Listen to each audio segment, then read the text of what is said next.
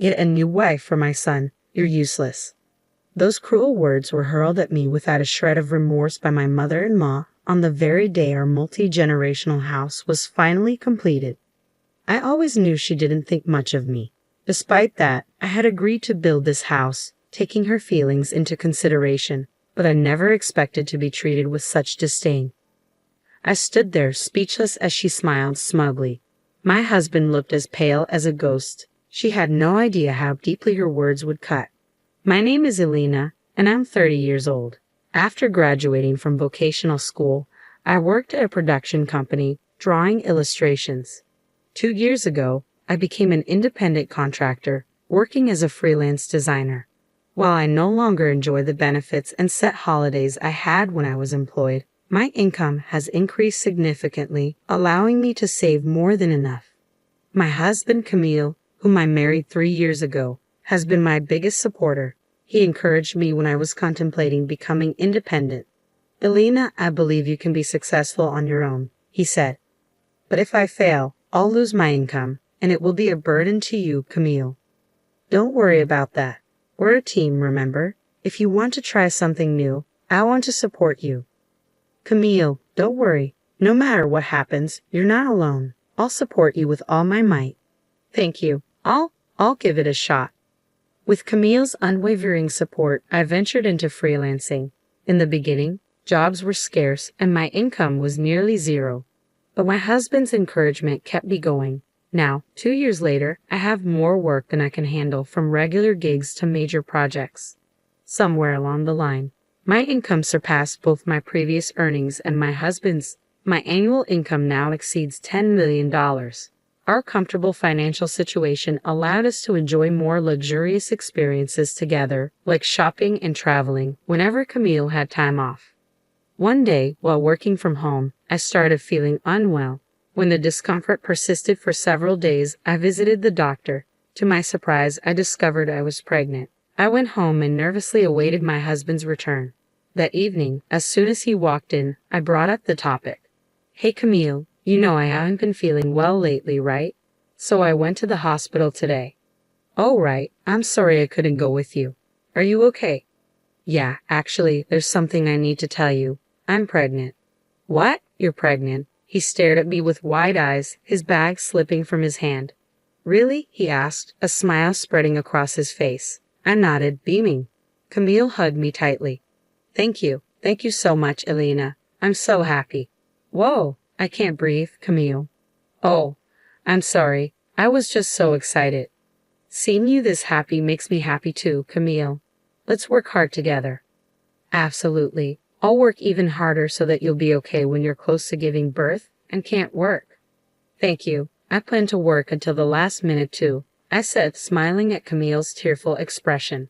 As we started eating the dinner I had prepared, my husband could only talk about our future child. "I wonder what the gender will be. We need to prepare various baby items. Should I take paternity leave?" His enthusiasm made me laugh. He was probably mulling over all the details in his own way. At that moment, I decided to share something I had been contemplating for a while. "Hey Camille, there's something I've been thinking about for some time. How would you feel about us building our own house?" "Huh? A house? Our own?" "I've always imagined that when we have a child, I'd want us to live in a standalone house. I envision creating a room just for our child and call it lavish, but I've also been thinking about having a study room." "That sounds reasonable. With our future child in mind, our current condominium does feel a bit cramped." "Exactly. Now that we know I'm pregnant, I really want to make this happen if we can." "Yeah, I agree. Let's welcome our child into the best environment possible." So we made the decision to build a new house. On our days off, we toured model rooms and immediately began planning the floor layout, aiming to complete the house before the arrival of our child. About a month after discovering my pregnancy, we decided it was time to share the news with my in-laws. They lived about a 30-minute drive away from our condominium, but we seldom visited. The reason was simple, though unspoken. I found it challenging to deal with my mother-in-law. The issues began shortly after our marriage, perhaps even earlier when we visited his parents' house to announce our engagement. My mother-in-law had never been welcoming, often sporting a sullen expression. Initially, we used to visit them regularly, but she would always ask, "No children yet?" Her lack of understanding extended to my profession. She would remark, "Drawing for a living isn't a real job," whenever my husband and father-in-law were out of earshot. Gradually, I began avoiding their house due to her insensitive comments. Even when my husband suggested visiting, I would politely decline, citing deadlines. But this time, despite my reservations, I felt obligated to go, believing she might be happy if we shared our pregnancy news. So, with my husband at the wheel, we set out for my in-laws' house. Upon arriving, I was greeted by my mother-in-law's usual sullen demeanor. Well, it's been a long time, hasn't it, Elena?" "Yes, it has, mother-in-law." "I wonder what you've been up to. Surely not just drawing all this time, right?" "That's what my job entails." "Oh, still as feisty as ever. I had hoped you might have changed after being away for so long." She whispered these words to me when we were alone, yet she played the part of the doting mother-in-law in front of my husband and father-in-law. When my husband announced my pregnancy, she directed a saccharine voice towards me. "Oh my Elena, congratulations. I'm truly delighted to hear I'll be seeing my first grandchild so soon." "Aha, thank you. Is the baby a boy or a girl?" "We don't know yet. It's still too early to tell." "Well, the gender doesn't matter as long as the baby is healthy." "Yeah, you're absolutely right," I replied, forcing a smile to keep the atmosphere pleasant. After that, we all engaged in casual conversation, with my father-in-law joining in too. Then, amidst the light-hearted banter, my husband dropped a surprising piece of news. "You know, we decided to build a new house," my husband announced. "What?" My mother-in-law's reaction was immediate. My ominous hunch proved correct as she responded with delight. "Why not make it a two-family house?" "A two-family house? You mean you guys will live with us?" "Yes, our house is getting old. We were just debating whether to renovate or move entirely." "Well, we didn't really plan to. I'm sure the child will benefit from living with grandparents, right? You agree too, don't you, Dad?" My mother-in-law directed the conversation towards my father-in-law. Thrown into the discussion, my father-in-law kept his expression neutral, though there was a hint of joy as he muttered, "Yeah, I guess so." Seeing his reaction, my mother-in-law turned to me, her eyes practically shouting, "See? Elena, honey, Dad agrees too, so it's okay, right?" she pressed. I mean, it's all so sudden." "Why not? It seems more families are going nuclear these days. I'm sure we'll have a blast living together," she insisted. "Well, I hesitated, unsure how to respond. "When the baby comes, working will be hard, you know. Wouldn't it be nice to have someone close by to help out with housework?" My mother-in-law's suggestion gave me pause. Well, I had to admit she had a point. Balancing work and caring for a newborn would be challenging. If my mother-in-law was willing to lend a hand, it could make a significant difference. But did that mean we should live together? She seemed genuinely thrilled about the baby, which softened my reservations. Yet I found myself grappling with conflicting emotions. From then on, my mother-in-law's demeanor towards me shifted drastically. Regular texts flooded my phone. "How are you feeling? If you need anything, just let me know," and other comforting messages. Perhaps the pregnancy prompted her change in attitude. Slowly, I began to let my guard down. One day, my husband posed the question, "What are we going to do about the two-family house idea?" As my mother-in-law's kindness grew, my perspective began to shift. "Well, since your parents are so keen on the idea, maybe we should give it a try." "Really? Are you sure? I thought you didn't get along with my parents." "True, I was cautious around your mother and avoided visiting your parents' house. But ever since we learned about the baby, she's been remarkably kind. I think I'm willing to give it a chance."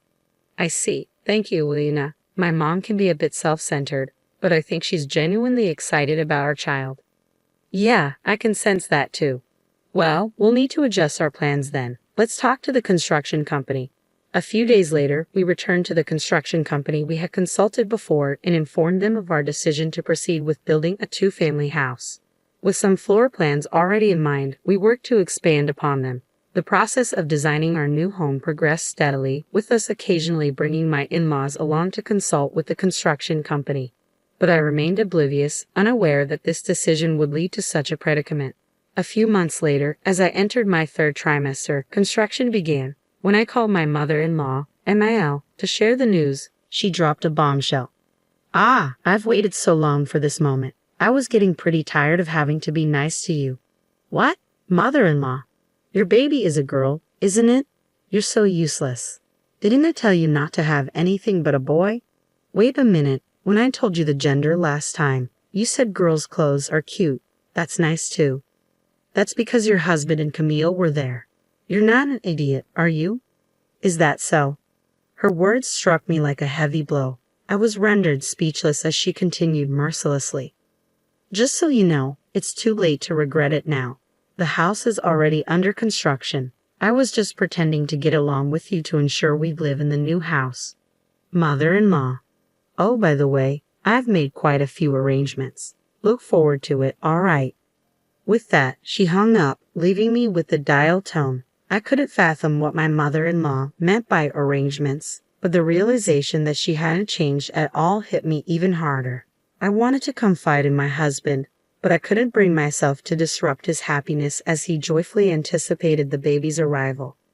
I had hoped to settle the matter after giving birth and calming down by the time the house was completed. A few months later, our daughter arrived safely, and the house was finished about 6 months later.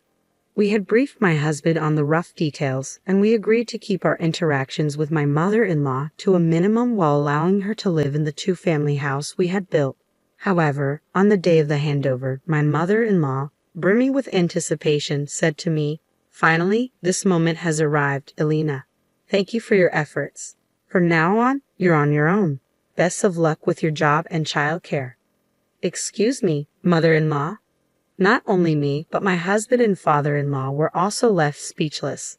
My mother-in-law, perhaps thinking that since the house was built, anything would suffice, continued to utter heartless words. "I'm sure you know I despise a bride as charmless as you. If you're aware, why not just leave with that child?" Wait a moment, what are you saying? I found a new bride for my son. Divorce your incompetent husband again, all right? I've reached out to everyone I know who has a daughter. I searched for a docile girl among them. I believe she'll be obedient and become a housewife as I desire. In that moment, something inside me shattered with a deafening crash. A new bride? You must be joking. I was considering letting bygones be bygones and allowing her to stay with us. Enough, I'm going to evict her. With unwavering determination, I confronted the smirking mother-in-law before me. You're the one who needs to leave. Mother-in-law, what? What are you talking about? This house was built by my son, so there's no reason for me to leave. Oh, you're quite confident, aren't you? Naturally, even if you ask me to leave, it's my son's house, so I'll continue living here. Observing my mother-in-law's excessive confidence, I couldn't help but chuckle. Meanwhile, my husband spoke up slowly, his face draining of color. Mom, don't tell me you didn't know. Ha! What do you mean, Camille? This house, this duplex, was built under Elena's name. What? The proud smile my mother-in-law had been wearing just moments ago vanished instantly, replaced by a look of shock. Visibly upset, she struggled to form her words. What are you talking about? She doesn't even have a job. How could she? That's what I've been telling you. Elena is an independent woman. She earns much more than I do. Is that true? Absolutely. When we decided to build this duplex, we exceeded our budget, but Elena covered the extra costs. What? That can't be true. The once smiling mother-in-law quickly paled, her expression now ashen. The final blow came from my father-in-law. He leveled a sharp accusation at my mother-in-law, who crumpled under the weight of his words. What was that remark you made earlier? Are you telling me you've been treating Elena like this behind our backs all along? And what about wanting a new wife? No, that's not it. I was just considering what's best for Camille. What's best for Camille? This was all you're doing. How could you treat Elena this way? I never thought you could stoop so low. I wanted to. No, please. Father-in-law declared, I'm going to get the divorce papers, and left the room. Left alone with me, mother-in-law turned to me, her eyes brimming with tears. Elena, please, you have to help me. If things continue like this, he's going to divorce me. What do you mean by help? This situation is of your own making, isn't it? Please, just say that I admit I was wrong. From now on, I'll accept you as my daughter-in-law, okay? Please. Despite her plea, there was no sincerity in her words. Looking at mother-in-law, who cared only about herself. I felt a wave of disgust wash over me. I stared at her with the coldest gaze I could muster and spoke firmly. Accept me as your daughter-in-law. Your acceptance means nothing to me. We're not a family anymore, remember? You have the audacity to apologize without meaning it? You're despicable. How dare you call me? Excuse me. You, who have been hurling insults at me this entire time, are now playing the victim. You squandered the opportunity I extended to you. From this moment on, I will never forgive you. You are not welcome in this house, and you will never see our daughter again. If you comprehend that, then leave right now. You are worthless. Leaving mother-in-law standing there, my husband and I, holding our daughter, entered the house. We locked the door behind us, denying mother-in-law entry. Despite her relentless shouting outside, we ignored her. Father-in-law returned with the divorce papers. He insisted mother-in-law complete them on the spot, and then promptly filed them. It transpired that mother-in-law had been borrowing money from father-in-law. She was given an ultimatum: repay the money immediately or face divorce. Being a housewife with no means to repay the debt within a few days, mother-in-law reluctantly opted for divorce. We allowed father-in-law inside the house and secured the door once more. After some time, mother-in-law continued causing a commotion outside our house, but before long she vanished. Later, we learned that mother-in-law's sister had reached out to father-in-law, informing him that mother-in-law had sought refuge with her. It seemed that mother-in-law had mistreated her sister in the past, nearly driving them apart. Now, in return for providing shelter, her sister was exacting revenge by assigning mother-in-law to all the household chores. It was clear she wasn't enjoying the easy life she once had. Meanwhile, our family of 4 was thriving. Father-in-law, a man of few words, doted on our daughter, showering her with affection. His presence alone sufficed to fill her with love. Looking ahead, we aim to continue building a joyful and nurturing home, working hand in hand with my husband and father-in-law.